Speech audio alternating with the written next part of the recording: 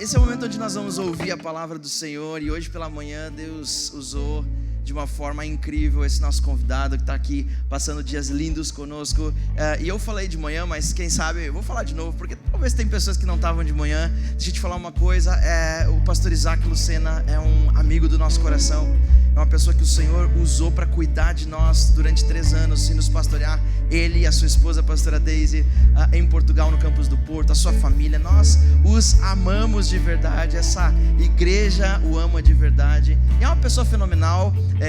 Pastoreia o Campus do Porto, da Hilson, Portugal, no Campus do Porto, há vários anos. Já não sei quantos anos são, mas muitos anos. Desde sempre. Desde sempre. E é uma igreja fantástica, uma igreja que o Senhor nos deu como família, para mim e para Débora, uma igreja que nos acolheu de forma incrível quando nós estivemos lá, nós, os nossos filhos. Quando nós saímos de lá, a igreja estava reunindo cerca de 300 pessoas. Isso para Portugal já é uma loucura, ou era na época. E agora o pastor Isaac está aqui, a gente estava conversando.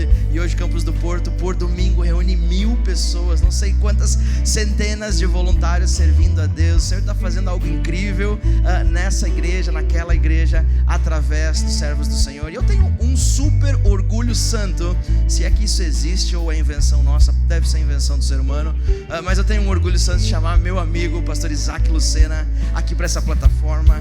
Será que nós podemos receber o servo do Senhor? Amém, amém, amém. Já veio com tudo. Deus te abençoe. Graça e paz, irmãos, amém? Quem é que está feliz por estar na casa de Deus? Amém? Só para eu saber, quem é que estava aqui hoje de manhã? Quem é que estava hoje de manhã? Ok, amém. Antes de eu dispensar a banda, eu queria falar uma coisa, e tem que ter música, porque a música torna as coisas mais espirituais, não é? Eu vou pregar, mas depois nós vamos ter um tempo em que nós vamos orar por pessoas. E eu gostaria que tu preparasses o teu coração para Deus falar, sem preconceitos. Começasse a dizer: Espírito Santo, faz na minha vida. Eu quero ser submisso àquilo que o Senhor quer fazer. Hoje eu creio que Deus vai trazer o Espírito Santo de uma forma como algumas pessoas nunca experimentaram. Eu creio hoje que vai haver batismo com o Espírito Santo.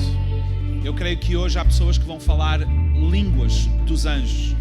Eu creio em cura e em libertação hoje, em nome de Jesus. Não, vocês estão a ouvir?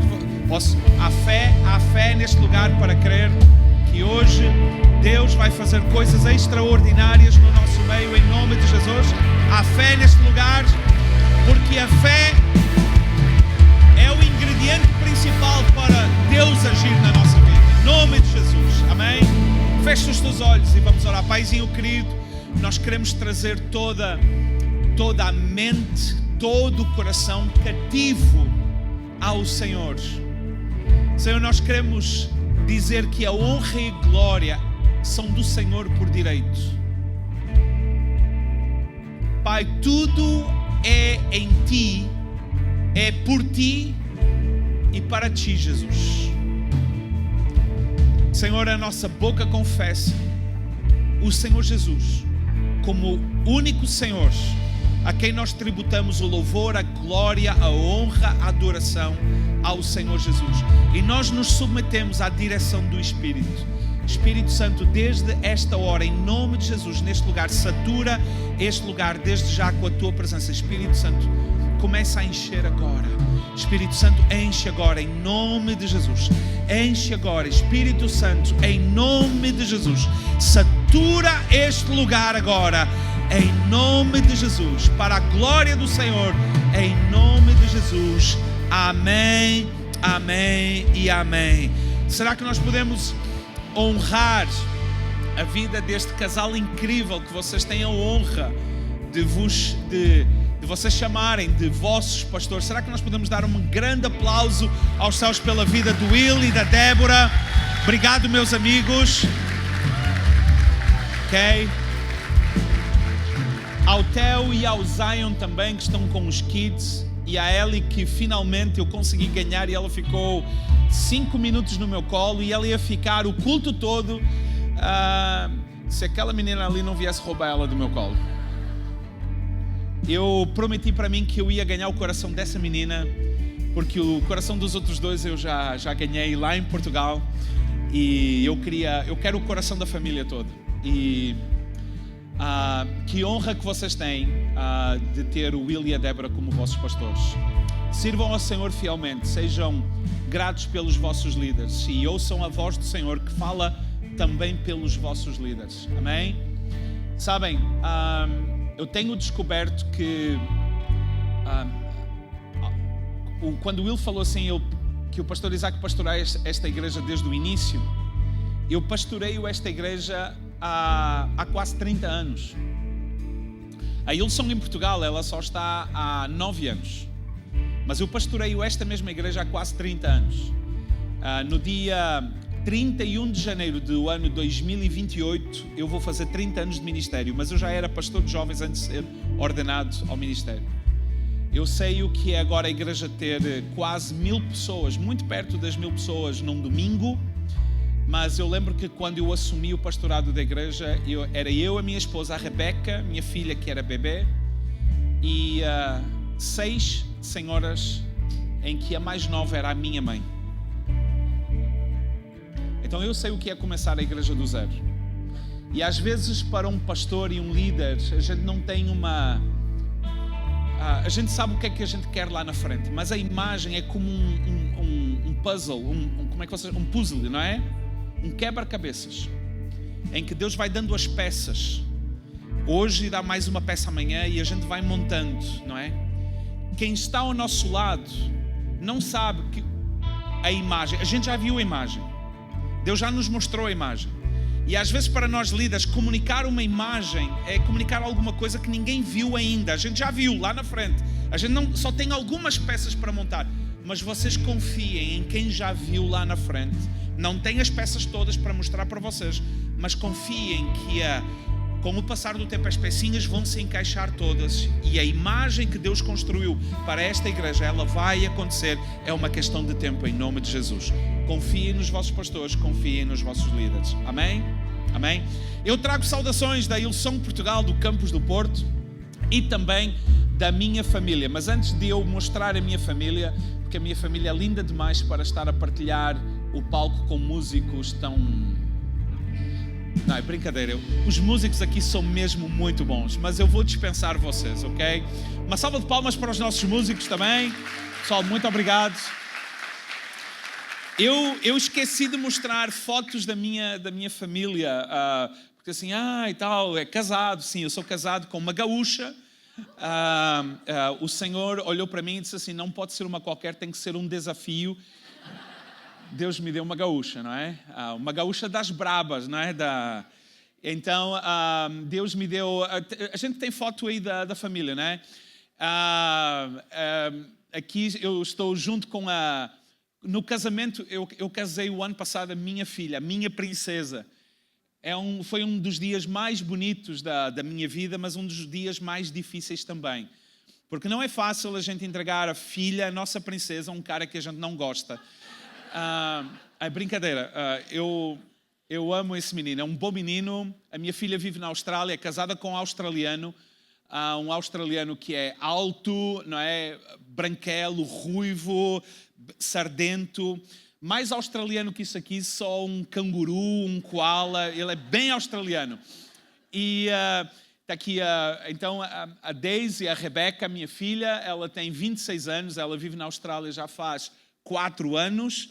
E aqui eu tenho os meus sogros, a minha esposa e os meus sogros já têm uma idade avançada. O meu sogro já tem a doença de Parkinson, também de uma forma já avançada.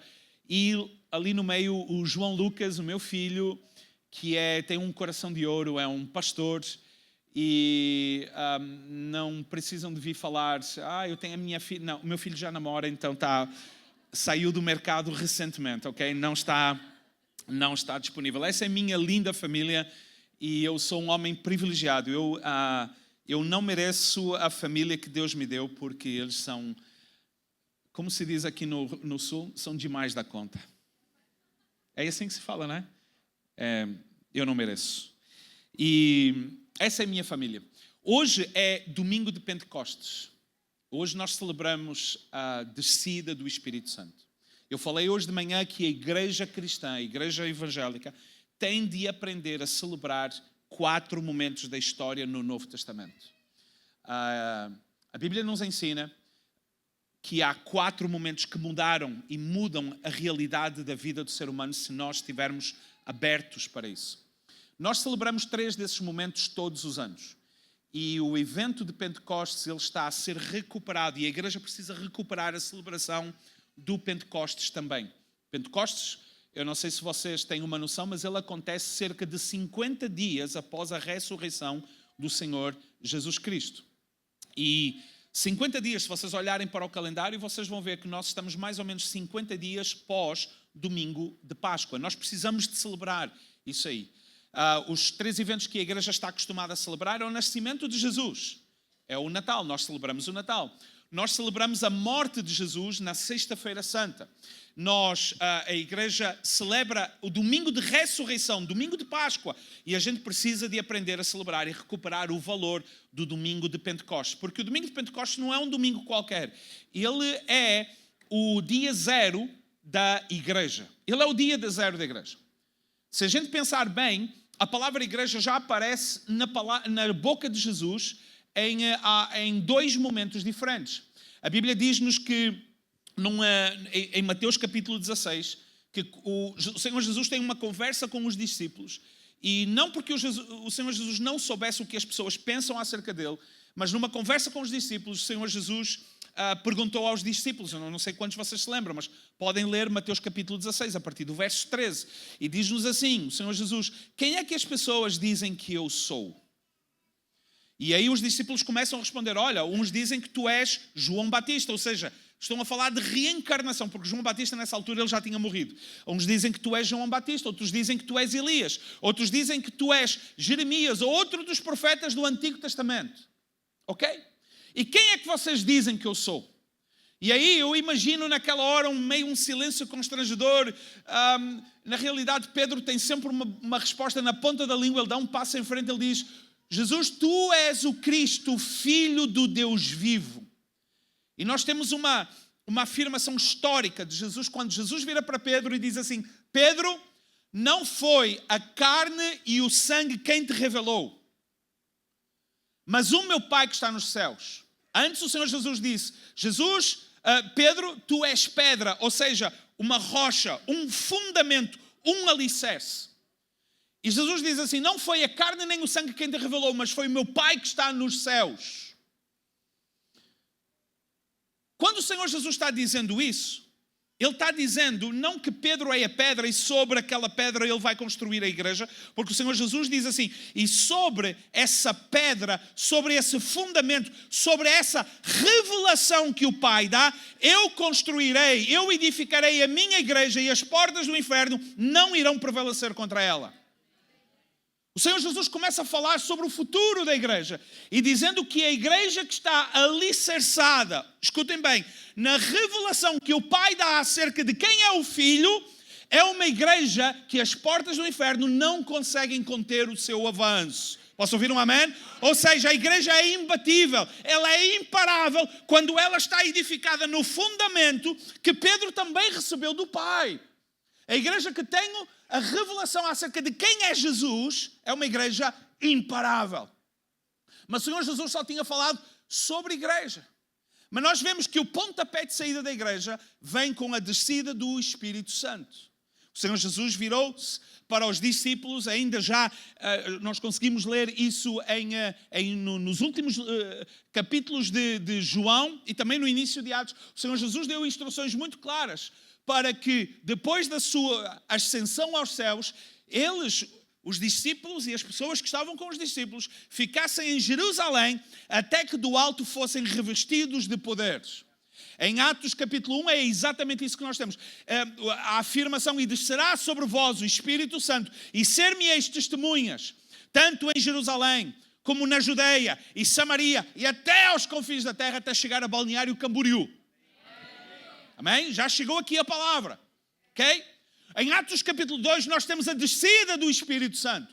E com a descida do Espírito Santo nós temos a manifestação da chamada glossolalia. Manifestação de falarem em línguas estranhas.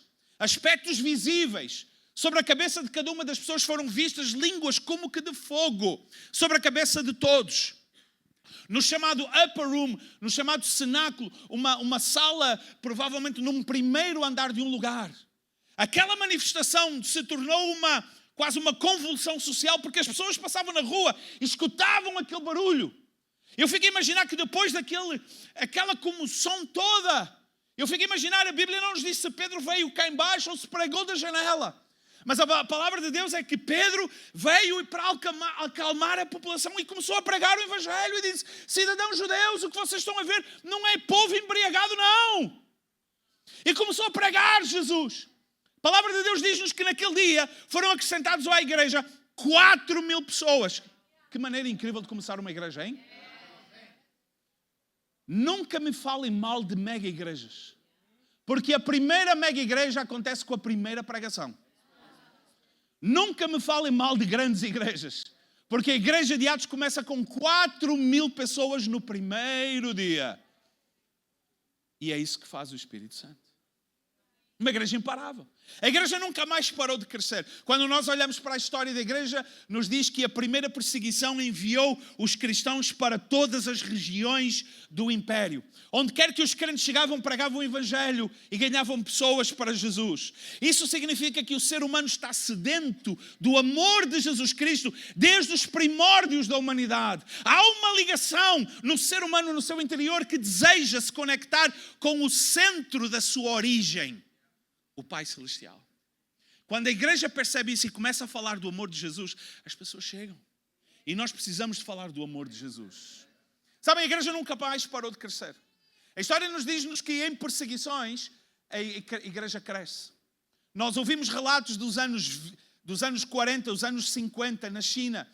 Grandes perseguições e os crentes eram aprisionados e mortos sem direito a julgamentos. Aos milhares em países como no Vietnã e na China e em outros lugares. E a igreja do underground, a igreja do subterrâneo, ela cresceu para milhões.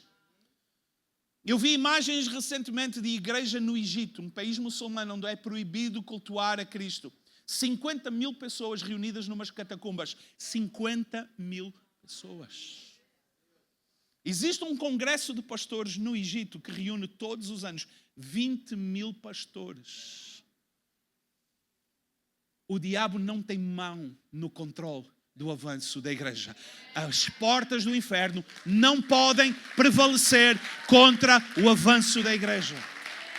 E isso é tão verdade, meu irmão, minha irmã, olha para mim agora. Isso é tão verdade na vida da igreja como é verdade na tua vida particularmente. Nós somos a igreja. Quando nós vivemos na revelação do Pai acerca de quem é o seu Filho e vivemos, na verdade, como eu preguei nesta manhã, as portas do inferno não conseguem conter o avanço da minha vida. Nada para a minha vida. Não há palavra de maldição sobre a minha vida. Não há obstáculo na minha vida. Não há anjo, não há demónio, não há nada que consiga conter o avanço daquilo que Deus quer fazer na nossa vida. Nada. E hoje eu quero falar acerca daquilo que significa quando o Espírito Santo estabelece a igreja. O título da minha mensagem é a igreja que o Espírito Santo estabelece. A Bíblia diz-nos, em Atos capítulo 1, versículo 8, recebereis poder ao descer sobre vós o Espírito Santo. Repete comigo, poder. Fecha os teus olhos nessa hora, meu irmão, minha irmã. Se tu é uma pessoa de fé, coloca simbolicamente uma das tuas mãos sobre o teu coração e fala: sobre a minha vida, Jesus, há o poder do céu. Sobre a minha vida, há o poder do céu. Em nome de Jesus. Mas recebereis poder ao descer sobre vós o Espírito Santo e ser-me-eis testemunhas. Poder dos céus sobre a tua vida não é para tu fazer o que tu queres. poder dos céus sobre a tua vida não é para tu se tornar próspero e ser influente e ser conhecido e ser famoso. Poder dos céus sobre a tua vida é para tu ser uma testemunha poderosa de Jesus Cristo. Nada pode conter a proclamação de quem Jesus é. Sereis minhas testemunhas, tanto em Jerusalém como em toda a Judeia e Samaria, até aos confins da terra. Sabem, quando nós olhamos para a história da igreja, há 5 lições que a história nos ensina. E eu gostaria que tu tomasse nota ou tu tirasse foto daquilo que tu vai ver, esses pontos. Eu gostaria que tu pensasse sobre isto nos próximos dias. Pode ser? Posso pedir isso para vocês? Sim. A primeira delas é que a igreja que o Espírito Santo estabelece é uma igreja de relevância e não de conveniência. Porque há uma diferença entre relevância e conveniência. Relevância é aquilo que tem importância, é aquilo que é vantajoso, não necessariamente para mim. E conveniência é quando alguma coisa tem proveito apenas para mim mesmo. Uma igreja de relevância faz com que eu faça parte de alguma coisa em que o valor da igreja não é necessariamente eu. É naquilo que a igreja carrega, a mensagem, o poder, a pessoa de Jesus Cristo. E nós vivemos em dias de hoje em que as pessoas querem ser cristãs por conveniência. O que é que eu posso lucrar? O que é que a minha vida lucra com Jesus Cristo? O que é que Jesus pode fazer por mim? Conveniência é eu estar no centro das coisas. Relevância é eu chegar para Deus e dizer: Senhor, como é que eu te posso servir? O que é que eu posso fazer por ti? A igreja de Atos dos Apóstolos, cheia do Espírito Santo, não era uma igreja em que as pessoas olhavam para si mesmo. Na realidade, a Bíblia nos diz que as primeiras pessoas que olharam para si mesmo, olhando e querendo o fruto e o lucro para si mesmo, morreram. Ananias e Safira venderam uma propriedade e disseram na igreja: a gente está dando tudo. Mentira! Mentirosos! E a gente já sabe que quando a gente mente, está chamando Satanás para perto. E sem saber, Satanás levou eles. A Bíblia diz que eles caíram mortos na insistência da mentira. Nós não somos uma igreja de conveniência. Eu acredito que a Zoe é uma igreja de relevância. E Balneário Camboriú ainda não viu a história toda e o poder que está nessa casa, em nome de Jesus. A igreja não é para a tua conveniência. A nossa vida é para a relevância da casa de Deus e aquilo que a casa de Deus carrega. Posso ouvir um amém? Em nome de Jesus. Em segundo lugar, a história da descida do Espírito Santo. A Bíblia nos mostra que a igreja que o Espírito Santo estabelece é uma igreja que existe para servir e não para ser servida. A gente vê que logo em Atos capítulo 6, que a igreja precisou de fazer mudanças e alterações. Porque a igreja começou a atrair todo tipo de pessoas. E as pessoas vinham com necessidades absurdas. A Bíblia nos fala que havia uma grande comunidade de viúvas e órfãos. E eu não sei se vocês têm noção, mas uma mulher, nos tempos de Jesus, viúva, era uma mulher que não tinha nada, não tinha suporte, porque o homem era o suporte financeiro da casa. Não havia empréstimos a uma mulher. Ninguém queria saber de uma mulher. Uma sociedade naquele tempo extremamente machista. E a igreja percebe que havia uma comunidade frágil. E precisavam de se tomar conta. Criaram e instituíram os diáconos para poder servirem as pessoas, para que os apóstolos pudessem se dedicar à pregação, não é? E à oração. Ou seja, a igreja cria rapidamente formas de ajudar as pessoas. E isso nos diz que quando a igreja encontra necessidades, a igreja não se fecha para si. A igreja responde. Uma igreja virada para si mesma é uma igreja que tem os dias contados. A igreja que é virada para fora, para o alcance de pessoas, é uma igreja imparável. Posso ouvir um amém na igreja? Sim? Partilhavam os recursos uns com os outros, de tal maneira que não havia necessidades na igreja. A igreja não existe para ser servida. A igreja está aqui para servir. A igreja não está nesta cidade para dizer o que é que Balneário Camboriú pode fazer por nós. Nós estamos nesta cidade para dizer o que é que nós podemos fazer por Balneário Camboriú. Deixa eu falar uma coisa muito particular para ti, meu irmão, minha irmã. Tu não estás no teu lugar de trabalho por escolha tua. Tu não estás na faculdade e no curso e naquela sala com aqueles amigos por escolha tua. Tu não foste parar naquela família. Família a gente não escolhe. Mas a gente não nos colocou lá porque não havia outras opções. Nós não estamos lá para sorver. Nós chegamos aonde chegamos para servir. O que é que eu posso fazer? Quantas pessoas à minha volta precisam que eu toque na vida delas? Meu irmão, minha irmã, deixa-me dizer uma coisa. Em vez de nós estarmos à procura dos recursos e do benefício próprio, vamos olhar para nós e percebemos que as pessoas à nossa volta precisam do maior recurso que existe, que é aquilo que eles não têm e que nós temos em abundância: o amor de Jesus Cristo.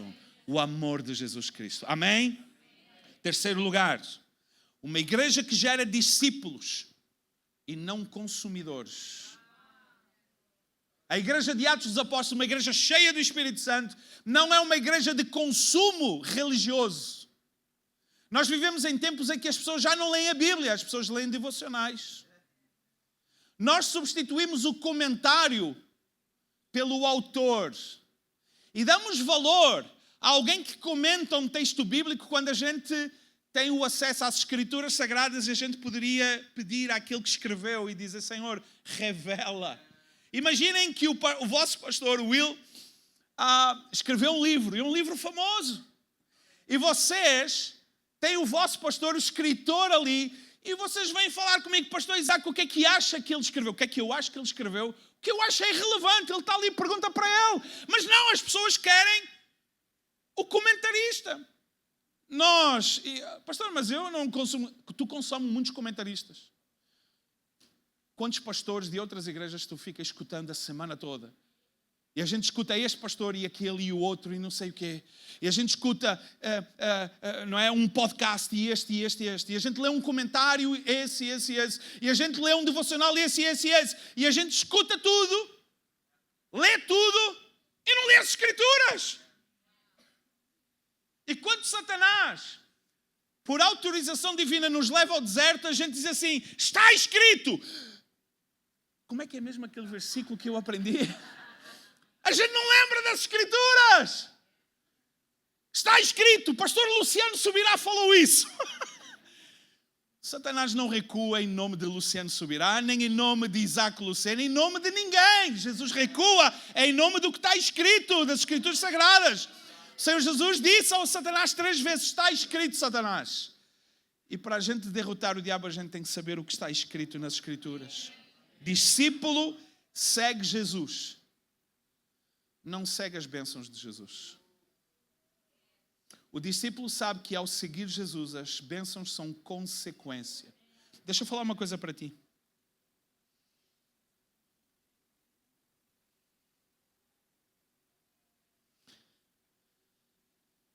Imaginem o seguinte cenário. No final do culto vai descer aqui um anjo, visível. E a gente ia olhar para a presença desse ser celestial. Eu não sei como é que vocês imaginam os anjos. Com asas, sem asas. Mas a gente vai olhar para ele e a gente vai identificar que ele é um ser celestial. E ele aparece aqui. E ele fala para nós: Deus mandou dizer a vocês que a partir de hoje Ele não garante absolutamente nada para o seu povo. Ele não garante a sua presença. Não contem a partir de hoje com a sua proteção. Não contem com nenhum das suas bênçãos ou benefícios. Deus continua sendo Deus, mas Ele vai retirar a mão do seu povo. Imaginem que Ele diz isso. Quantos de nós iríamos continuar a adorar a Deus simplesmente porque Ele é Deus?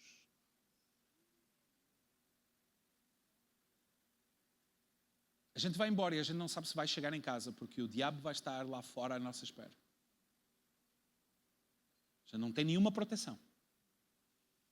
Por muito que tu chegue lá fora e diga: está amarrado em nome de Jesus, o diabo vai rir. Sangue de Jesus tem poderes. tem poder, mas não tem mais agora. Imagina esse seguinte cenário. Quantos de nós vamos continuar a servir? Quantos de nós vamos aparecer na igreja no próximo domingo? Quantos de nós vamos abrir a Bíblia quando chegarmos a casa antes de dormirmos? Quantos de nós vamos honrar e servir a Deus sem nenhum dos seus benefícios? E isso nos faz pensar que talvez a vida toda a gente criou uma base de relacionamento da fé com Deus baseado naquilo que Ele nos garante e não na sua pessoa. Deus é Deus em todo o tempo e Ele quer ser servido porque Ele é Deus. Eu tenho bênçãos de Deus sobre a minha vida garantidas? Claro que sim. Mas tudo é como consequência da minha fidelidade a Deus. Buscai em primeiro lugar o reino de Deus e a sua justiça e tudo o resto o resto vem depois. Nunca queiras o resto antes da tua fidelidade. Nunca. O princípio não é esse. Discípulos, nunca consumidores. Quarto lugar, uma igreja de confronto. E eu já preguei sobre isso hoje de manhã. E não de conforto. O conforto é o Deus desse século. A gente vive para o conforto. Nós hoje vivemos na lei do menor esforço. Conhecem este princípio da lei do menor esforço? A gente faz tudo para conseguir os benefícios sem esforço nenhum. Quem é que já ouviu falar de Monjaro? Que academia o quê? Que malhar o quê? Que fechar a boca o quê? Que a gente canetinha resolve. Nós vivemos nós queremos conforto. A gente olha, a gente vai trocar de carro porque o modelo novo do carro vem com banco aquecido. Os bancos de trás agora são aquecidos, não é só os da frente, os de trás também são aquecidos. A gente não senta no banco de trás. A gente está dirigindo. Quero lá saber se o de trás é aquecido. Não, mas são os filhos que aguentem. Eu também vim do tempo em que nem carro tinha. Andava de ônibus. Não, brincadeira. Mas nós vivemos para o conforto dos nossos dias. E cristianismo não é uma religião de conforto, é uma religião de confronto. A gente confronta. Eu não sei se tu tens noção, meu querido e minha querida, que tu confronta poderes estabelecidos espirituais todos os dias quando a gente chega no nosso lugar de trabalho. Quando a gente sai de casa e encontra pessoas na rua. A gente está no reino das trevas. O mundo jaz no maligno e a igreja foi estabelecida para ser luz no meio das trevas. Isso significa que cada vez que eu dou um passo para fora de casa, eu me encontro em território inimigo. E não é para fugir, é para me lembrar que as portas do inferno não vão conter a minha vida e a proclamação daquilo que eu tenho para proclamar. As portas do inferno não vão conter o que eu tenho para fazer. Porque quando não há confronto, não há mudança da sociedade. E a sociedade não muda porque a igreja está calada. Mas não está calada apenas por aquilo que fala. Está calada por aquilo que deveria ser. Porque não adianta, meus queridos, tu falar do amor de Jesus e tu ficas sonegando impostos. Não adianta falar de integridade e tu não é uma pessoa íntegra com os teus colegas de trabalho. E a gente vive uma vida de manchar. E eu tenho falado isso muitas vezes porque cada vez que eu me comporto mal na sociedade, eu não estou manchando apenas a minha imagem, eu estou manchando a imagem daquele que eu carrego. E as pessoas olham depois para a mensagem do Evangelho e avaliam a integridade de Jesus pela minha integridade. E se eu não sou íntegro, Jesus está conspurcado. E eu não posso manchar a imagem daquele que é santo, santo, santo para sempre. Eu não posso viver dessa maneira.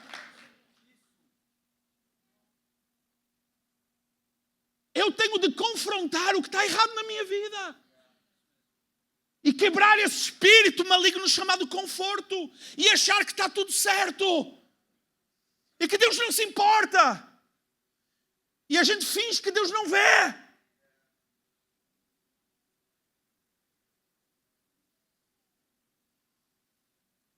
Nenhum lugar da Bíblia nos diz que viver de uma maneira errada, a gente vai ter o aplauso dos céus. Nós vivemos em dias de followers, de likes. A gente ama um coraçãozinho na nossa postagem. Em Portugal, a gente já não usa o Facebook. Mas o brasileiro adora Facebook. E o Facebook tem o like. Deixa eu falar uma coisa para ti. O único like que tu precisa na página da tua vida é aquele que o Deus fala e diz assim: meu servo bom e fiel. É o único. Não vivas para a audiência dos outros. A gente só vive para a audiência de um. O Senhor Jesus Cristo. Quinto e último lugar. Eu amo essa igreja. Eu já falei de manhã. A minha igreja, eu digo assim, quinto e último lugar, o pessoal está, glória a Deus, aleluia. É o último ponto, já está terminando, gente. E vocês não, vocês estão olhando para mim, ninguém fala nada assim. Tá, não é quinto, é o quinto de 9. Eu vou acrescentar mais 4. Aleluia. Não fala, meu irmão, que eu vou, ok? Não. Quinto e último lugar, eu vou pedir à banda para subir, aos nossos músicos, porque este é o ponto mais espiritual deles e precisa de música. Hein?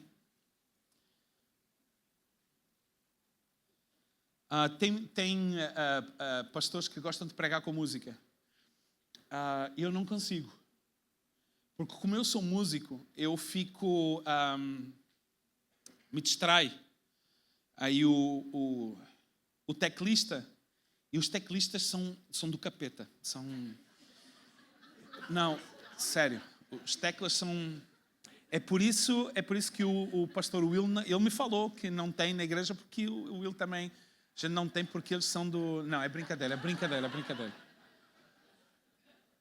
Tem tecladista aqui na igreja? Tem? Não? Tem? Já teve? A gente mandou embora, né? Porque... Não? É brincadeira. Não, eu estou estragando tudo. Estava indo tão bem, né? Minha esposa sempre fala, Isaac, por favor, tem cuidado com aquilo que tu fala.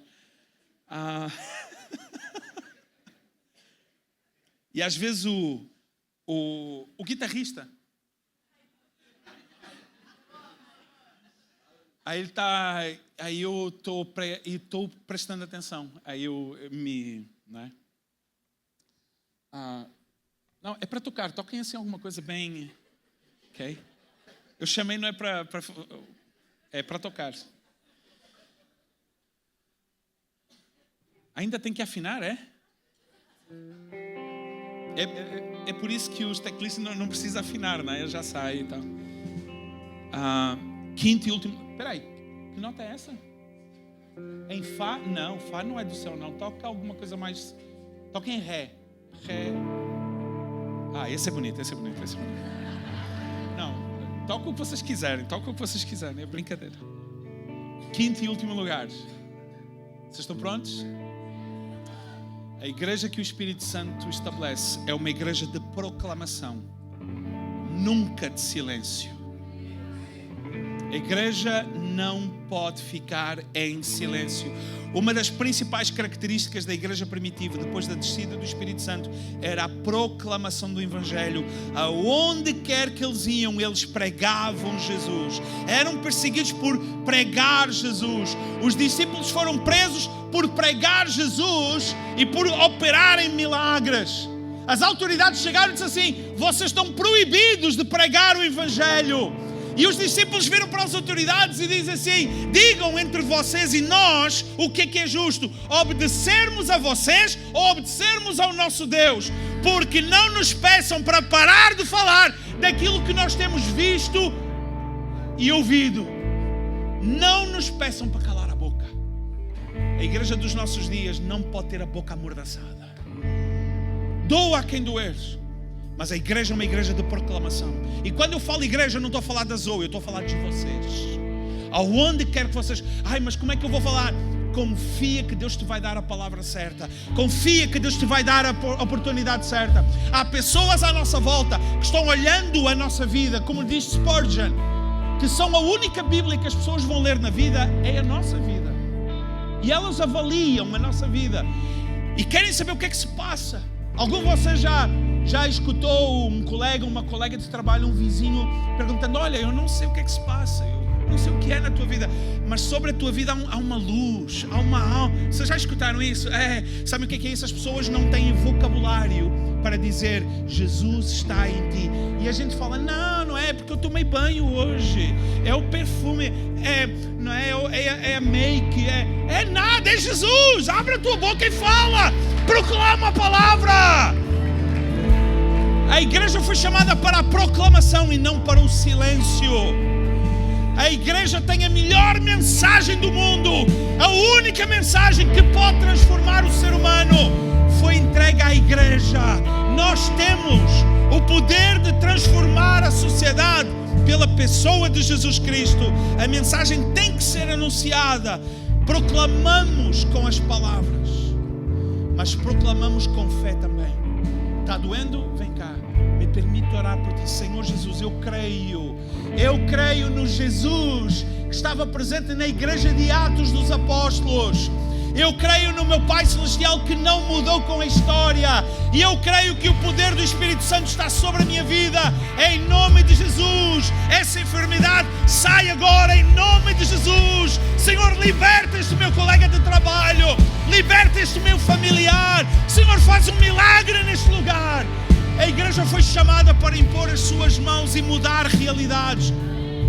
Tu crê que tu podes ser usado por Deus para a mudança do teu lugar de trabalho? Quantos de vocês creem nisso? Quantos de vocês creem que fomos chamados para mudar a realidade de onde quer que a gente está? Então vamos ficar de pé, igreja, e vamos orar. E vamos orar.